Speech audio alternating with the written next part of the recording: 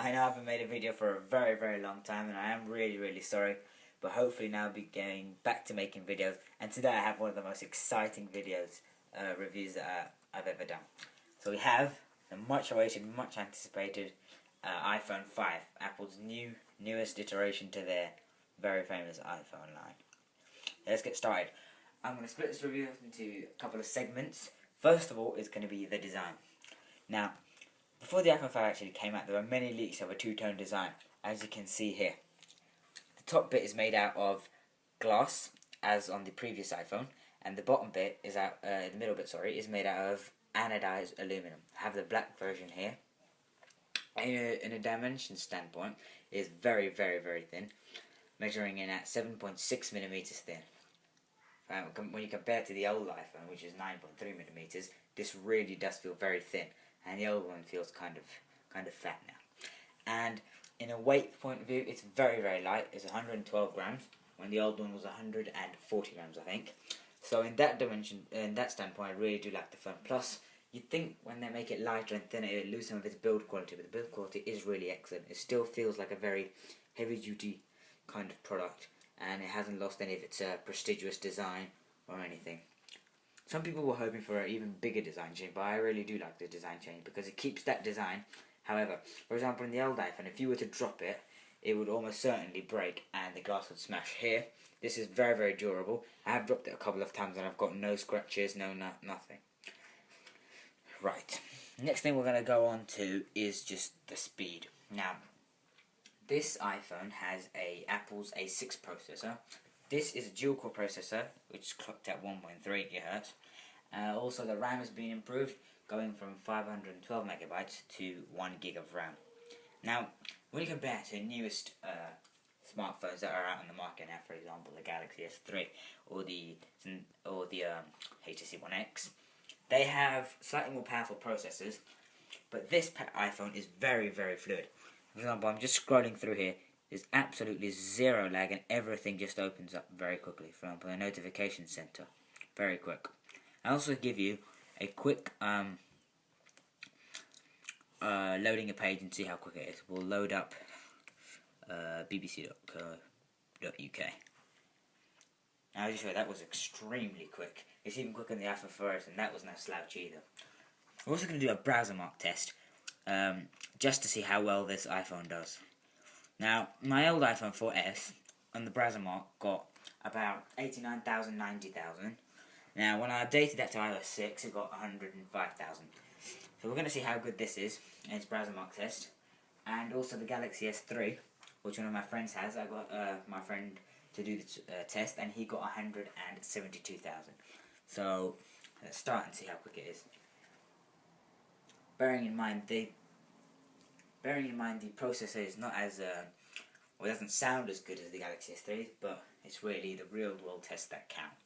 But in my own tests, loading them apps and generally just scrolling through, loading out the multitasking bar is just very quick and fluid, and there's absolutely no lag. Not that there was any lag before, but it's just so much more fluid now. I'm expecting a pretty high score. Should be somewhere in the region of the Galaxy S3. It might just be a little bit less, considering it's the Galaxy S3 is quad-core and has 1.5 GHz, whereas this is dual-core. It should be exciting to find out. Oh, by the way, this is 16 GB and it is locked to O2 network.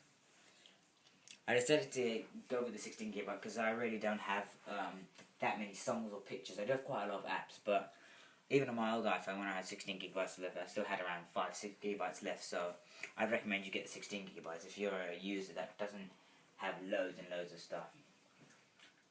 Whereas if you are a user that has a lot of images, apps, and generally a lot of songs on their iPhone, then I recommend the 32 GB, because 64 GB does cost a lot, and I don't think anyone would need that much. So 32 GB would be absolutely perfect. But 16 GB I chose because it's the cheapest as well, so seemed like a good option.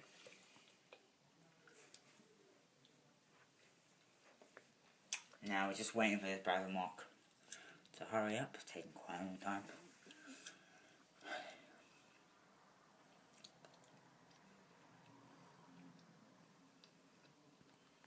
Come on. think it's almost done now. So here you go. That score is, if you could just see it, is 188,086. That is a very, very impressive score, considering I thought it'd be somewhere around 160, 150. Considering it's a dual-core processor and that it's 1.3 GHz, but 188,000 is very, very good. I'll take a screenshot of that just to keep it there. So as you saw there, this is a very, very quick and fluid phone. Next thing I'm going to go on to is iOS 6. Now, iOS 6 brings along quite a few changes. It's not as the changes that came with the iOS 5, which were a lot bigger changes and generally just packed in more. But there are some nice changes that I like. And first of all, I use Facebook quite a lot and not so much on Twitter, hence I like the Facebook integration. For example, you can just click on Facebook and don't need to log in, it's one-time login and everything. And also, you can write a post or anything just from the notification center, which I find very, very useful, because I do write quite a lot of posts on Facebook, and being able to access from the notification center is very useful. Right, moving on. My iPhone 4S Siri was quite good, but however sometimes it wouldn't understand what I'm saying, and plus it couldn't launch apps, which I thought was not very good. And plus, this new Siri is a lot better because it can do sports scores as well, which I find very useful. I'm gonna give you a demo now. I'm gonna ask, when is Manchester United's next football match? Okay. When is Manchester United's next football match? Manchester United, Stoke City game is Saturday at 3 p.m. Now, as you saw, that was very quick and clear, and it gave me this nice little sheet showing me the times when the game is, and also some away results that they had last time, which is very, very useful. Overall, I don't use Siri that much, but having sports scores available is a really nice addition, welcome addition, which is very, very good. Right, next thing, not such a good feature of maps, as I'm pretty sure you've heard, of iOS 6 is Apple's own maps. They decided to get rid of Google Maps and incorporate their own maps. Right, I know there are many good features of this iOS 6 app, but I will show you my favourite feature. Now, for example, they've added this new feature in called Flyover, which basically gives you a 3D rendering of main cities. This isn't available everywhere, mostly in big cities around London, New York, Paris, and just like heavily populated areas. So that is quite impressive, and when it does work, it's very impressive. I'll give you a demo. For example, if I type in New York, now it's just loaded up. I'll zoom in and show you guys how Flyover works. It's literally being in a helicopter and seeing the city from above. There's a little button there and you click it, and it's almost as you're in a plane or a helicopter swirling around the city. And as you can see, it's quite impressive. I mean, that is quite accurate. It does look very, very nice. You can move it about and have a bit of a play with it. So that does look very, very nice. It might not be that very useful when driving, but it is a very nice feature and it does look quite nice. Now, I know many users have had complaints with iOS 6's maps because they're not being very accurate, and generally some of the images are a bit blurry, or basically it's just not up to scratch to compete with Google Maps at the moment. But I am glad Apple had its own maps, and slowly every day they have been improving it. For example, before the Empire State, sorry, not the Empire State Building, the Statue of Liberty wouldn't appear properly. Now they've fixed that, and every day they are improving it. So I think by the time next year, maybe 2 years, it will be up to scratch with Google Maps. But at the moment, I just don't think it's a great addition. Hence, I think they should have launched with iOS 7 when they would have completely refined the experience, and I think that would have been a lot better. Anyways, right, let's move on to iOS 6's next feature. Right, this is an app called Passbook now, as you can see it there. What Passbook basically does is just sort all of your airline tickets, cinema tickets, and generally your passes and stuff in one app. So you can just go to the store, for example, or the airport, and just have them swiped, and then they can be basically it just reduces the need to carrying passes. And for example, if you arrive at the airport, it will automatically come in your lock screen here, and it will show you your pass and everything. So I'll just launch Passbook now. I haven't got any passes simply because I just don't really need it. But at the moment, it is quite lacking because, as you see, there's only 5 apps available that give you passbook. Hence, in the future, this could be a very promising feature. And they might and this iPhone doesn't include NFC, which would be very, very useful for this. However, it's a welcome feature, and as time passes, there'll be more and more apps available for passbook. Also, as you can see, this YouTube app looks different because Apple decided to get rid of YouTube in iPhone 5, and you have to download a YouTube app from the App Store. Now, personally, I prefer the old YouTube, but it's not bad at all. Just your everyday, average YouTube. Now, let's move on to the camera. They didn't change the camera a lot. It's still 8 megapixels, but now it has a sapphire lens, and it's able to record 1080p like it was before, and it also has a very neat panorama mode. So I'll just take a picture of my book here. That was with flash, and I'll try it without flash now.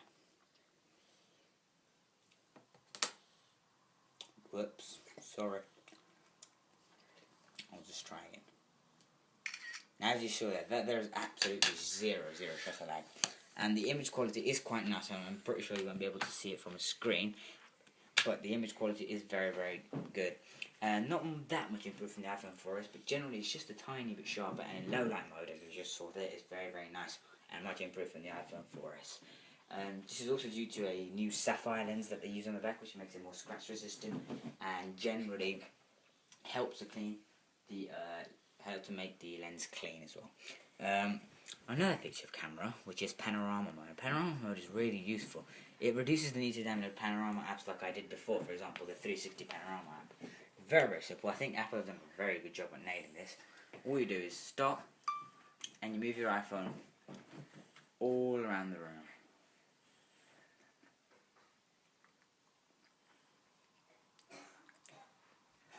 Simply just like that. That's very, very small, but you get the idea. It makes a whole stitch of your room, stitching all the photos together, and it's very, very simple to use, easy to use, and reduces basically the need to download an app or anything.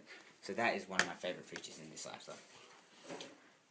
Next, we'll go on to the revamped App Store. This comes with iOS 6, but I guess I'll just show you guys anyway. Now this is a completely revamped App Store. I don't really see this as an advantage or disadvantage. They've just changed the design. It looks fine. Nothing new. In iTunes and stuff, they've also changed that, which is also... Okay, may not be loading. Let's go on to music. As you see, just slightly changed. They make the layout a bit different. Nothing amazing or great to talk about, but I just thought I'd show you guys. Now, overall, my opinions on iOS 6, I mean, it's okay. There's nothing amazing about it, but it's just an upgrade. It's more like iOS 5.3 or 5.4. It's not a full... I don't think it's a full upgrade. Like, for example, iOS 5 added a lot of things, like notification center and a lot of other things as well. Whereas this one doesn't add that much, considering that Maps, one of its biggest features, is not that big of a feature. Well, it is a bigger feature, but not useful at the moment because it's just kind of flawed. Right, my overall opinions... Oh, before I just forget, the front-facing camera on this has also been improved. Now it's 1.2 megapixels rather than a VGA, and also it's able to record 720p HD video, which is very nice because for FaceTime, the camera on the front wasn't very good. Now it has been improved, and that is also a very, very nice addition. Overall, my opinion on the iPhone 5, this iPhone is an absolutely great iPhone. The hold in the hand is very, very light, very, very thin, and it just feels very, very nice in your hand. The bigger display is a very, very welcome addition. The resolution is 1136 by 640, giving you a PPI of 326. That's the same. However, the color saturation has been improved to 44% by 44%, and that is very, very nice. And even though the iPhone 4S Retina display is very, very nice, this is even better if you can believe it. And I do really like the 4-inch display. However, some apps haven't been customized. For example, the YouTube one I just showed you. So what happens is they place black borders around the edge. This isn't very noticeable on the black version, considering it kind of camouflages in with the screen. However, on the white version, it may be more noticeable. Now I'll show you an app that has been changed to iOS 5. That'll be Temple Run. Now, as you can see there, that does look very, very, very nice. It fills up the screen, and to play it's very, very, very, very easy to play, and overall a better experience, which is what we wanted from the iPhone 4S, a bigger display. Obviously that didn't happen, but I'm very happy that they've incorporated it now. At first the display does feel a bit awkward because they haven't changed the width, just the length. However, once you get used to it, it's very, very nice display, and I do like the one-handed usability. For example, if I hold it in one hand, I can easily reach from there to there, there to there. So I do like that, whereas with the bigger display, so the Galaxy S3, it's just not possible, and you have to use two hands to be able to control it properly. So overall, the iPhone 5 is a brilliant phone, and anyone looking for a smartphone like that, I would definitely recommend it. If you have an iPhone 4S, then it's a bit of a gamble, but personally I would buy it because the changes for me are just brilliant, and these were the changes that I was looking for. There's also a new lightning port down there, which isn't much of a change, but it is reversible, which is useful. Overall, the iPhone 5 is very, very nice and very good compared to the Galaxy S3. Thank you for watching.